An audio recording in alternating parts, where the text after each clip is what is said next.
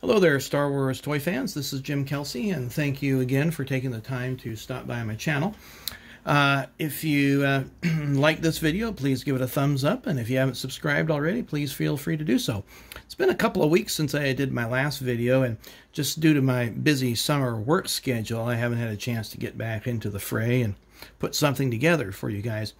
But today is the second video of comparison contrast between the vintage Kenner toys of my youth and then the Hasbro toys that are currently being produced or were produced. Those of you hardcore fans notice that this is not in the least bit complete. I collect what I want out of the Hasbro toys, and then over the years I've given away the toys that I didn't like and kept the ones that I did. For those of you that are really serious about collecting all the R2-D2s and C3POs, I mean, I can't list on both hands how many R2s that Hasbro has produced. I mean, it's probably in the 30 to 40 range. I don't know, but I only have one of each here in this display. I do have others, but they will be displayed in like Empire Strikes Back collection and Return of the Jedi, so I'll save a few for those. But anyway, let's go ahead and get started. And I'll start first with my two oldest figures, and that happens to be R2-D2 and C3PO, both produced in 1978. Now, I happen to know or remember for a fact that these were figures 4 and 5 for me. I got them at the same time in the late fall of 1978, so I would have been 10 at the time. And with these two guys, we'll start with R2 here. Really neat action figure, very simple. He had two movable legs. You can see the red marking from my childhood. That was how I differentiated mine from my brother's. Sticker's got some yellowing and some wear on it, and the head's missing some of the chrome, but still clicks just fine. You could take these apart and with a Phillips screwdriver, and I can show you in a future video if yours is broken and you want to know how to fix it. A very easy fix that can get it clicking again. But anyway, I absolutely love this figure, played with it a lot. Sitting next to it is a not a reproduction, but an issue based on the same mold by Stan Solo. And he's done a wonderful job of recreating vintage looking toys that Kenner would have done. So when we compare the two, it looks virtually the same. Same sticker layout, same mold with the legs. I mean, he's painstakingly taken the time to make them as identical as possible. Now, the head does click too. And by the way, this is R2-X2. Clicks a little bit differently and is much stiffer. The barrel for the body is based on the pop-up lightsaber version. So compare the two here and you'll notice that it's considerably different. And all of his astromech droids have that pop-up lightsaber, at least for R2. I don't own any of the R5s, and this happens to be the only one from the movie Star Wars that I do own of his. But he's doing great work, and I would, if you're really into vintage figures and you want some more to add to your vintage collection that have that look, I highly recommend them. Now, the Hasbro version of this came out in 1995, was part of the Power of the Force 2 line. Again, has movable legs and has a third leg that pops down. And you can bring that back up again.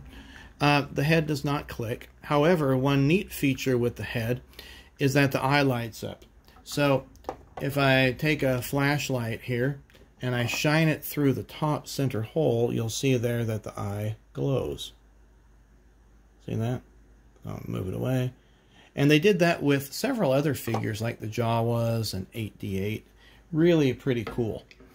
Now, they did make more improvements, more detailed improvements with R2. And we'll do a little comparison with R5. Well, in fact, we can do that right now. So this is an R5M2 from the Hoth Recon kit. You see wires there. The feet hinge up and down, back and forth. Even has rolling wheels on the bottom. Pretty slick. And they got better. Hasbro got better as time went along over the next 25 years. Well, since we're talking about astromech droids, let's move on to R5D4. So this is my childhood one. I don't remember what year I got this. Some significant wear on the body.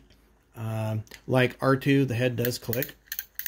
The chrome, really nice feature for the original toy. You can see the red marking there. And it's using that same type of barrel with a screw. Now, the Hasbro release that came out in 1996 is a huge disappointment to me, as many of their figures were with that Power of the Force 2 line. So R5D4, those of you that recall the movie, exploded. Well, this one doesn't explode. He has a missile that launches. So, well, open that up, and that exposes the missile. You press that little button, and the missile pops up, and you can launch it wherever you want to. Some nice detail work in there. It did have a brace that went across the whole thing, and I just I took it out so that way the legs can move freely. But I have yet to see a decent R5D4 that I liked. I got this R5M2 because I'm a big fan of Hoth, and if you see my Hoth playset video, you'll see why I got that. But it's much better detailed. It's more like the R2 releases that they had. The head does click, which is kind of cool, and the antenna does move up and down. It is missing one antenna here. This came as part of a 5-pack in 2008 called the Hoth Recon set. I didn't buy it at the time, and so I got this secondhand just by itself. I didn't want to pay the exorbitant price for that 5-pack, but hence it's missing the antenna. I suppose I could make one, and maybe I will one of these days. All right, so let's look at C-3PO. This is my childhood toy. Again, it's either the 4th or 5th oldest. I got both he and R2 at the same time. And 5 points of articulation like the regular action figures, so arms, head, and legs. He was so extremely floppy as a kid. I mean, I played with him so much that the limbs got loose, and you can see there's some string coming out, and that's some of the string from my mom put in when I was a kid to wrap around the limbs. Not sure how many times I did that, but that's why he's standing right now. And of course, as a model builder as a kid, I mean, I've been building models since I was 5, I had plenty of paints on hand, and so the back got worn, so he got a retouch of gold paint, which, you know, from 5 feet away looks okay. If you're a hardcore collector, you'd probably be really disappointed in it. But these toys got played with. They were loved as a kid. No disappointments there for me. So here is the Powers of the Force 2 C-3PO. Happen to like this one. Not sure why, but I do. He has got 6 points of articulation, so the head turns, the arms move, the legs move, and then the waist rotates. I like the gold finish on this. He's kind of got that more muscular, buff look of the Power of the Force 2. But, and I do have other versions of C-3PO, but they're more out of the Empire Strikes Back and Return of the Jedi line. Now, the next stand-up droid that Kenner produced, this is 1979, and that's the Death Star Droid. This is my childhood toy.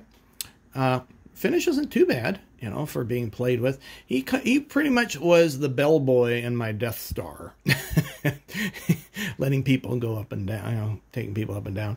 It got some repaint on the shoulders, I think, when I was a kid. Probably the eyes, too. The Hasbro version came out in 1999, and it's considerably different. It's much darker in tone, head's face a little bit different, back's a little bit different, 5 points for articulations, if it worked. For some odd reason, and, you know, I got this as an adult. I didn't really display it much. It pretty much sat in a case. One day I came and went to take out some of the figures, and the whole centerpiece had exploded. It had completely fallen apart. And when I glued it back together, some of the glue ran and glued the waist in place and the arms in place. I used super glue instead of poly. I don't think the styrene plastic stuff worked, but I should get a different one, and probably will one of these days if I get the urge to get another modern Death Star droid.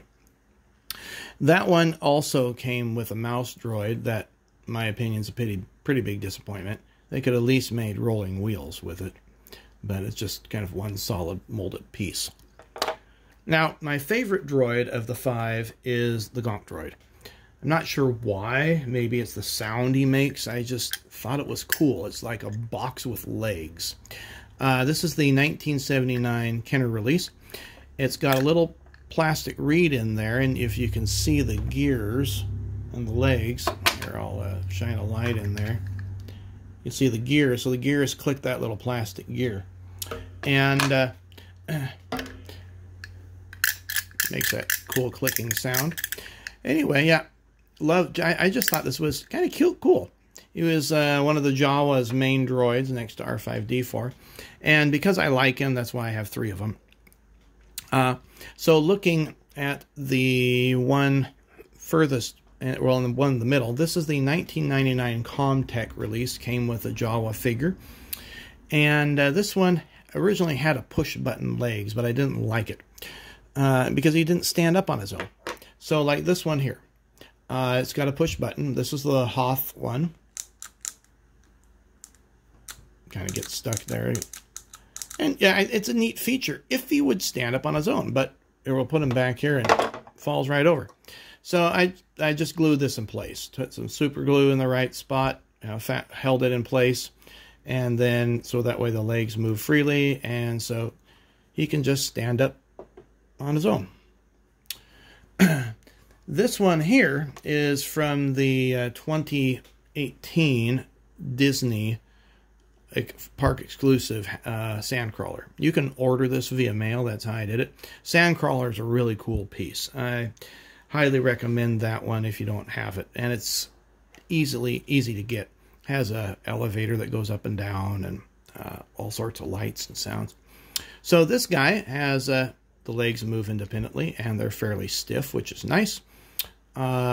He has a little hole in the top, so that way the crane from the Sandcrawler can bring him in, and then you can pop off the head, and you can see where the battery charger is.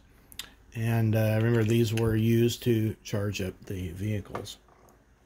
Well, that concludes my video. It was a little bit long, but hopefully it was enjoyable. Thank you for taking the time again to watch it, and I look forward to having you stop by and see future videos. Take care.